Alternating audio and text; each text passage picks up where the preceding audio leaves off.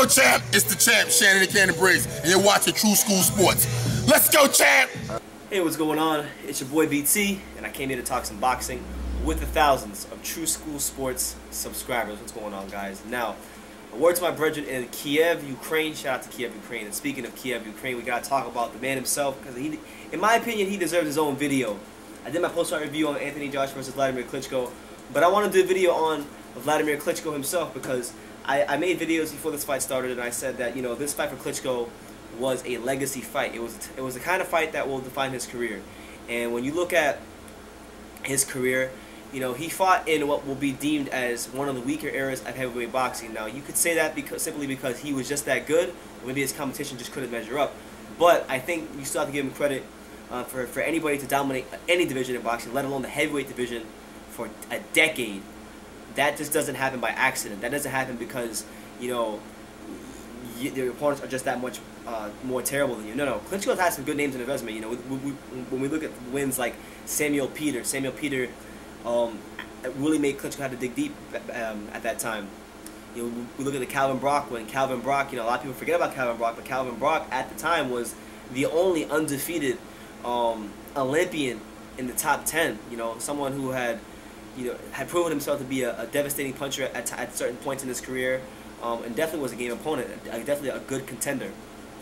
Kubrat Pulev, another skilled Olympic fighter who people thought would beat Klitschko. Some people thought he'd beat Klitschko and give him problems.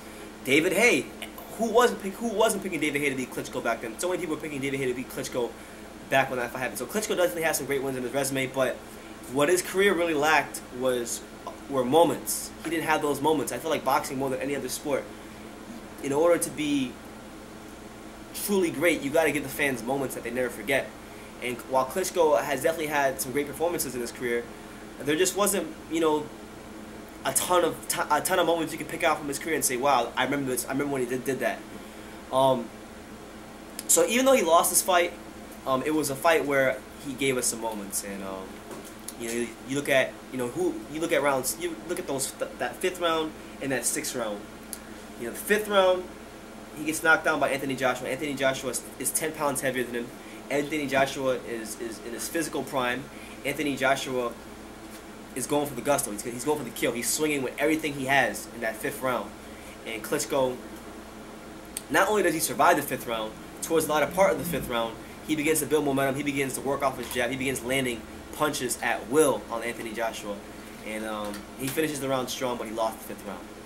Then in round 6, he builds off that momentum, and you know, it builds and builds and builds, and before you know it, he lines Joshua up with a good 1-2, and Joshua is on the canvas, and now he has asked Joshua the first real question of his career, which is, you know, how good are you really? How you have the talent, you have the look, you have the power, the speed, but do you have that thing inside of you, those intangibles that have made great champions like Muhammad Ali and Joe Louis and Larry Holmes, and, you know, guys, great heavyweights before you?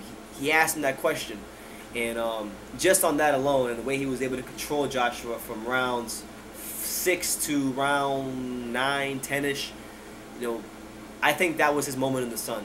Klitschko needed to have some sort of moment in this fight for his career.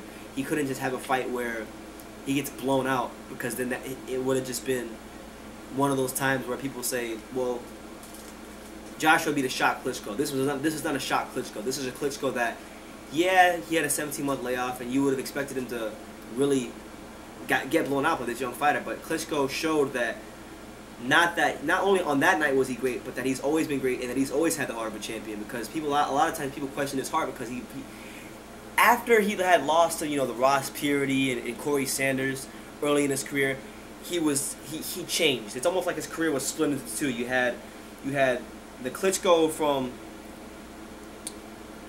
pre-Emanuel Stewart days to the Emanuel Stewart days to the elder statesman, and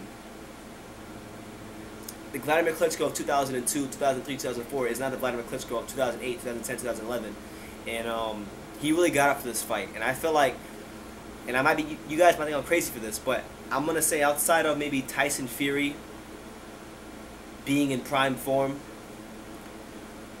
there really aren't many heavyweights that could test Joshua like this. I genuinely believe that, because he didn't just fight a Klitschko that He didn't fight a Wladimir Klitschko that had held the title for 10 years, that had just probably been getting bored, who probably, you know, had his money, he was content with life.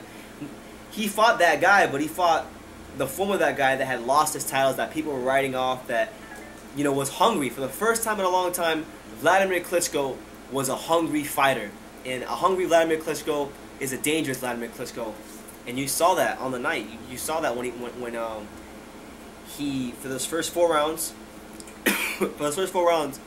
Joshua really wasn't landing much cleanly. But Vlad wasn't throwing much back either, so he was losing those rounds.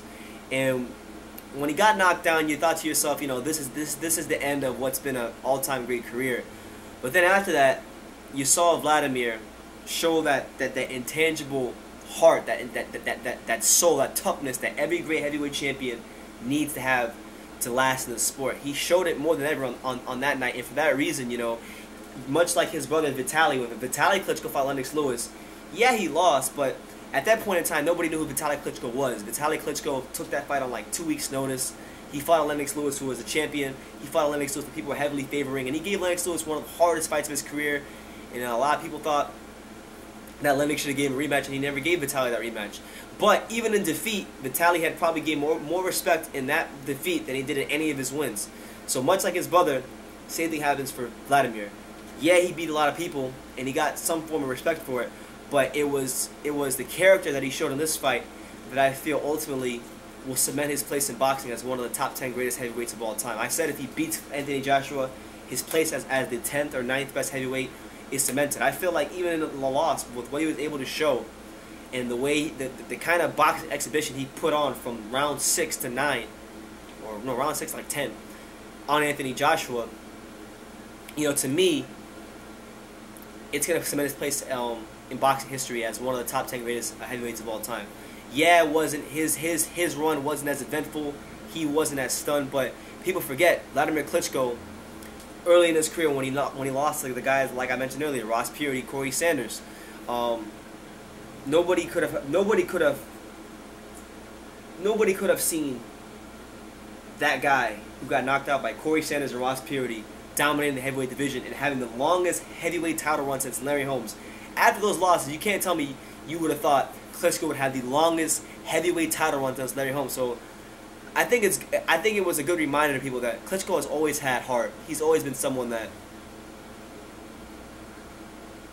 has always had some toughness, and people kind of just forgot about it because of his dominance. But you know, this was his moment in the sun.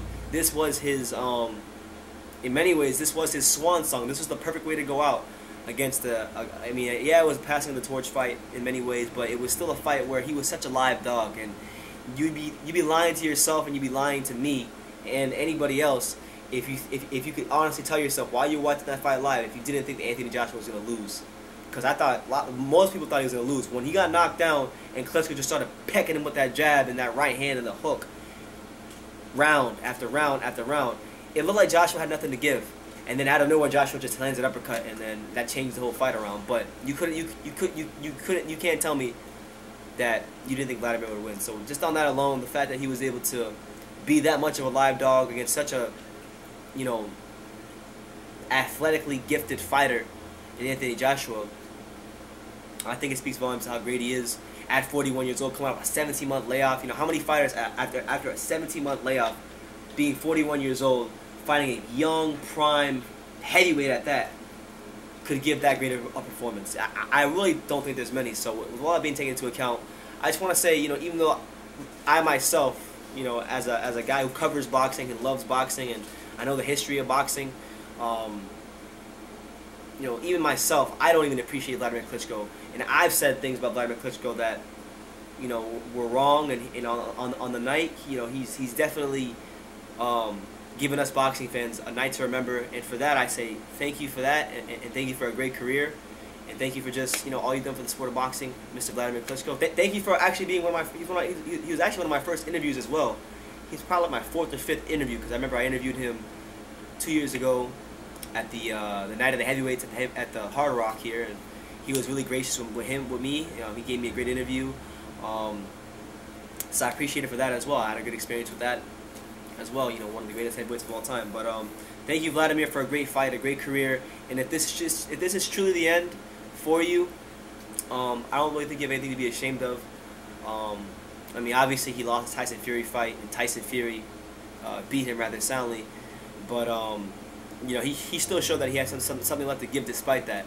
And you know, I'm glad I got to witness it, because it will go down as one of the greatest heavyweight fights of all time, and he is one of the greatest heavyweights of all time. And don't take my word for it. You know, guys who like Emmanuel Stewart. You know, for me personally, there's two people in boxing that are dead now, that I wish I would give anything to just interview them one time or meet them. And those two guys are Muhammad Ali and Emmanuel Stewart. Emmanuel Stewart, as we all know, trained as many world champions, probably more world champions than anybody in boxing, and he was the focal point of Wladimir Klitschko's success. And he said himself before he passed away that Wladimir Klitschko is one of the top 10 greatest heavyweights. So if that's good enough for Emmanuel Stewart, it sure as hell is good enough for me. So you know, that's what it is. Let me know what you guys think about Wladimir Klitschko. What do you rank him among the all-time great heavyweights? For me, he's definitely got to be at least the 10th best heavyweight. For me, at least the 10th best heavyweight. Let me know what you guys think in the comments down below about Vlad and his fight and the moments he gave us in his career, but more importantly, also in this fight, Anthony Joshua. And yeah, just leave your comments down below. Take the time to subscribe, and you can love me or you can hate me, but I'm just a kid from being it. So until next time, take care, guys.